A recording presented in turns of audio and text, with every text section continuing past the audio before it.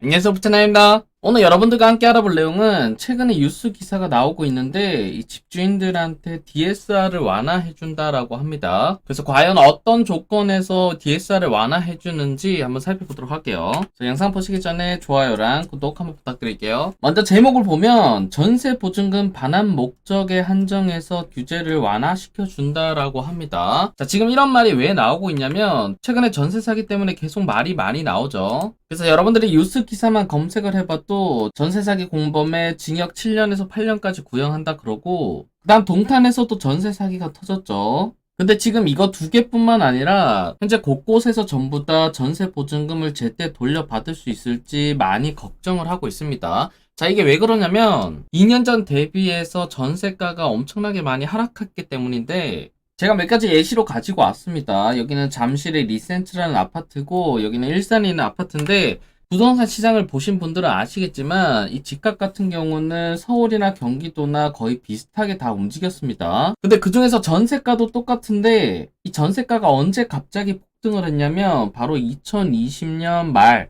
그 7월이나 8월쯤에 전세가가 올라가기 시작을 했는데, 지금 이렇게 전세가가 올라간 이유는 바로 임대차 3법 때문이죠. 그때 당시에 집주인들이 4년 동안 전세를 내줘야 된다는 부담감도 있고, 그다음 그 사이에 전세가가 오르면 이거를 못 올린다는 인식이 바뀌면서 전국적으로 전세가가 오르기 시작했습니다. 그래서 그게 거의 한 2년 정도가 올랐는데 가장 최고점을 찍었을 때가 언제였냐면 바로 2021년 말입니다. 지금 어딜 가든 이런 그래프를 보실 수가 있는데, 잠실 같은 경우도 가격대를 보시면 2020년 이전 같은 경우는 거의 9억에서 10억 정도로 거래되다가 지금 이게 가격이 올라서 2021년도 같은 경우는 거의 15억, 14억, 지금 이 가격으로 거래가 많이 됐죠. 지금 여기 일산도 보시면 원래는 2억 초반대로 거래가 되다가 이게 거의 3억에서 4억까지 거래가 됐었습니다. 근데 여기서 문제가 언제 발생하냐면, 이때 당시에 계약했던 분들이 지금 다시 재계약하려니까 문제가 되는 겁니다.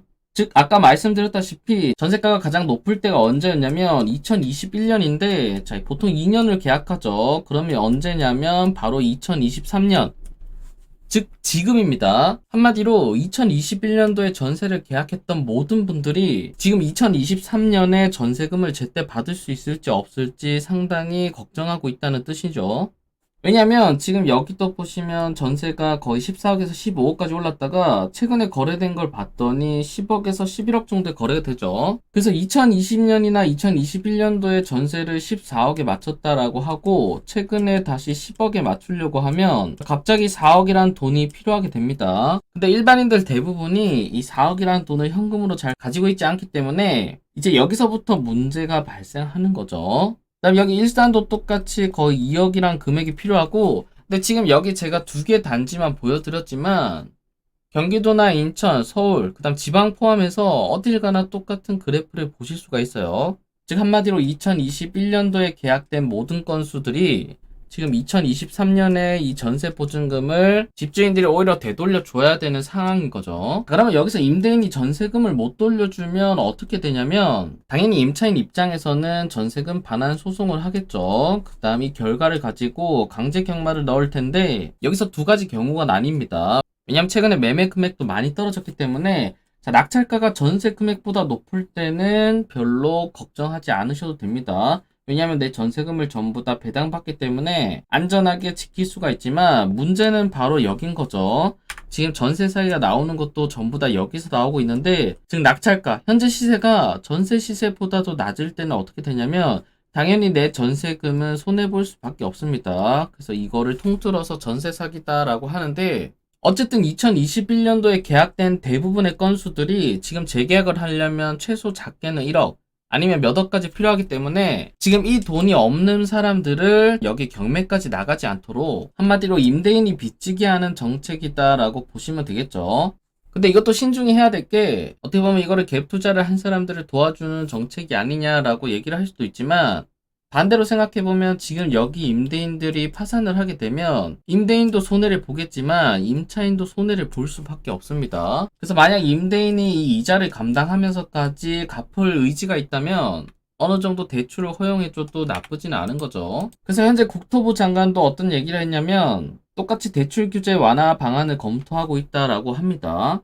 하지만 여기 내용도 한번 살펴보면 갭 투자를 조장하는 결과를 초래하지 않도록 대출 규제 완화 조건을 신중하게 검토하고 있다 그러고, 그 다음 무리해서 갭 투자를 하지 않았고 일부러 보증금을 올려받지도 않았는데 금리 여건으로 인해서 현재 전반적으로 전셋값이 떨어지다 보니까 보증금을 마련할 방법 자체가 없는 상태로 내몰리는 문제는 방치할 수 없다는 문제의식을 가지고 있다. 하지만 이런 임대인들을 과연 구제해야 하는지, 그 다음 구제를 한다면 대상각 기준을 어떻게 해야 하는지, 그다음 지원을 할 경우 어떤 조건을 달아야 하는지에 대해서 나름대로 검토를 한다고 합니다. 그다음 지금 이 대출 같은 경우는 어쨌든 즉각적으로 추진을 하지 않고 지금 이번 년이 지나가면 지나갈수록 이게 문제가 커질 수도 있고 아니면 그냥 사그라들 수도 있습니다. 그래서 제가 볼 때 이번 년만 넘기면 어쨌든 내년이나 내후년 같은 경우는 떨어진 전세 가격으로 형성이 되어 있기 때문에 크게 문제가 없는 거죠. 그래서 여기도 얘기하는 게 결국 갭 투자를 하다가 돈이 부족하니까 국가에서 돈을 빌려줘서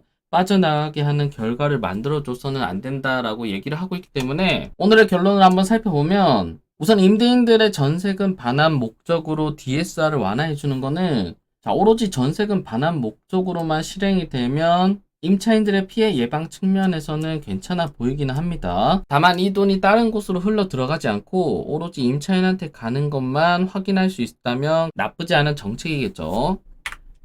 그래서 현재 지금 이 정책이 시행될지 안 될지는 모르겠지만 나중에 정식적으로 시행이 되면 제가 그때 가서 한 번 더 알려드리도록 하겠습니다. 그래서 오늘 영상은 여기서 마치고요. 오늘 영상이 도움되셨다면 좋아요랑 구독, 그다음 알림 설정까지 부탁드릴게요. 감사합니다.